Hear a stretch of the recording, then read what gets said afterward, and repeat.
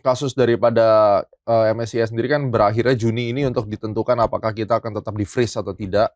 Dengan ancaman diturunkan lagi ke frontier. Nah, kalau itu turunkan ke frontier mungkin akan jadi petaka juga buat kita sebenarnya. Jadi kalau kita lihat apakah ini menjadi masalah, ya akan selalu menjadi masalah sampai akhir tahun. Karena ini bicara tentang kepercayaan investor asing dan mereka cabut, mereka sell off saham Indonesia.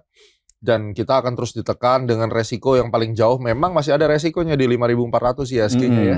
Tapi kan dari serial beberapa minggu ini, kalau teman-teman juga ngelihat saya di channelnya Astronaci maupun di sosial media yang lain, saya melihat bahwa di level 6.088 sampai 5.980 itu merupakan daerah yang sudah seharusnya ISG itu kembali naik dulu sampai 6.700. Gitu. Jadi masih ada ruang sekitar 8-10% untuk recovery dulu. Dan ya itu memang terkait dengan juga Indonesia sudah mencoba comply dengan MSCI ya, dengan free float-nya naik 15%, terus kemudian kepemilikan 1% itu menjadi wajib.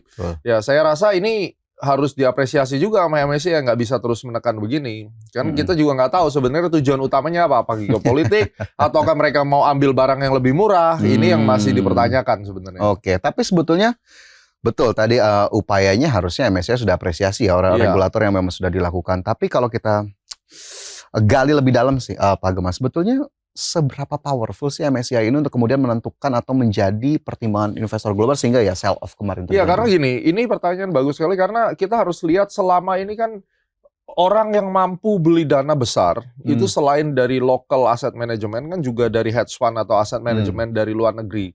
Dari zaman pertama kali saya masuk di dunia institusi itu tahun 2010, waktu itu saya sebagai analis di salah satu sekuritas asing di Indonesia, itu kita serve fund manager dari luar negeri ya. Mereka memang kalau beli, oke, saya mau taruh uang 300-400 miliar. Itu satu hedge fund kecil. Itu baru yang kecil itu. Ya? Yang kecil aja 300-400 miliar. Yang gede itu bisa sampai 3-4 triliun, sampai 10 triliun. Nah, jadi artinya peran daripada investor asing itu yang benar-benar swasta asing, bukan asing yang ada unsur politik ya. Itu saja size-nya bisa sampai 1-2 triliun, paling kecilnya 200-300 miliar. Dan ikut sertanya mereka itu tentunya mendorong pasar saham kita itu untuk naik. Dan mereka ini adalah long term holder. Long term itu bisa dikatakan 2 tahun, 3 tahun. Dan pada saat mereka nge-hold itu, ya pada saat harganya naik, nanti mereka take profit, tapi mereka beli lagi di bawah. Sehingga market itu ketahan. Sehingga kalau misalnya para owner-owner itu pada keluar pun, masih ada yang nampung. Nah, Indonesia sekarang ketika total emiten sudah 950 lebih, kan juga bobot daripada saham-saham konglomerasi itu kan cukup besar, ya kan?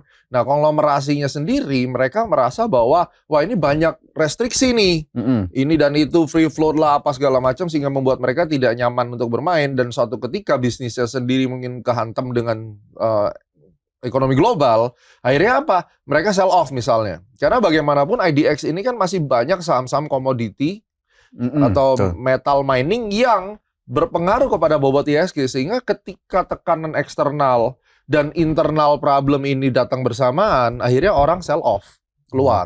Nah, ketika asing itu check out, jumlahnya yang tadi saya sebutkan itu 2010 loh. Sekarang mungkin lebih gede lagi kan? Plus saham-saham konglomerasi dihantam, maka ISG-nya langsung runtuh karena mereka juga tidak punya kekuatan untuk menahan gitu. Oke, ini akhirnya kenapa kemudian fenomenanya ya cukup terlihat begitu ya di pasar dari awal tahun bahkan sampai Mei kayaknya masih lumayan bolak-balik, masih terus diuji nih. Benar, karena kan dimulai dari konglomerasinya dihantam duluan kan, mereka sell off. Kalau tahun kemarin kan semuanya justru konglomerasinya kemarin bintang banget ya tahun 2020. Makanya waktu Pak Purbaya bilang, oh ya ISG akan ke 9.000 gitu. Nah, Astronaci itu yang pertama kali di Indonesia. Saya berani ngeklaim pertama, kenapa? Karena memang pada saat mau ke 9.000, baru mau ke 9.000 saya sudah bilang targetnya 9.150 lalu drop ke bawah bisa sampai 6.000. Itu footprint digitalnya ada di Desember 2025. Kok bisa sih Pak udah dari 9.100 ke 6.000 udah kenal saya udah lama kan. Saya pakai financial astrology Eye of Future itu ke gambar. Jadi forecastnya tuh ke gambar. Bahkan sebelum Pak Purbaya bilang ke 9.000 itu saya kasih 9.150 sampai 92. Benar-benar kena lalu turun. Itu Desember 2025. Footprintnya ada. Nah sekarang ini lucu. Banyak influencer. Wah saya ucapkan yang pertama saya ketawa gitu. Kemarin waktu mau all time high semua euforia. Semua bilang akan naik. tapi nggak ada yang bilang turun. Nah, ciri-cirinya dua. Selain saya menggunakan model dari astrologi itu, saya melihat yang naik itu adalah saham konglo semua. Jadi IHSG itu didorong karena bobot saham konglo ini besar, berlomba-lomba, tapi saham core market mover-nya itu nggak jalan. Jadi begitu mereka kehantamlah juga. Kehantam semua. Jadi kenaikan ke 9.000 itu benar-benar di-push dengan euforia dari statementnya Pak Purbaya pada saat itu. Semuanya akhirnya kena target 9.000-nya. Waktu itu kita udah mulai check out. Dan itu Desember 2025 kontennya Astronaci di YouTube, jejak detailnya ada. Saya sampaikan kepada members kita juga, klien, check out dulu. Karena satu, dari sisi eye of future astrologinya, format statistiknya kita masukkan. Kedua, saham konglo semua ini yang ngedrive market. Gitu. Oke. Menarik nih Pak Gema. Saya mau ngutip dikit ya, tadi Pak Gema bilang, ya banyak di luar sana sekarang kan yang berani speak up nih. Mungkin influencer ataupun mungkin menganggap sudah mengerti begitu ya. Tapi buat kita-kita yang mungkin masih cukup awam, belum sepanjang Pak Gema lah perjalanannya.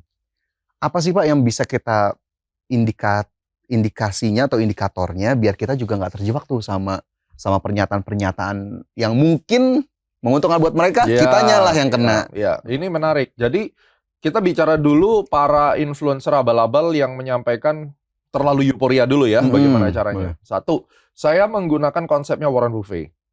Ketika semua orang itu optimis, gila-gilaan euforia, that's the time to check out.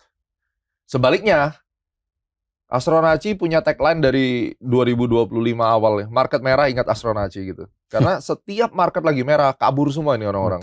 Dan saya yang konsisten bertahan, mau salah mau bener pokoknya harus ada gitu ya. Dan ketika orang pada fear, Warren Buffett bilang itulah saatnya kita greed. Sampai orang udah muntah-muntah, udah waduh nangis-nangis, itu kita harus beli.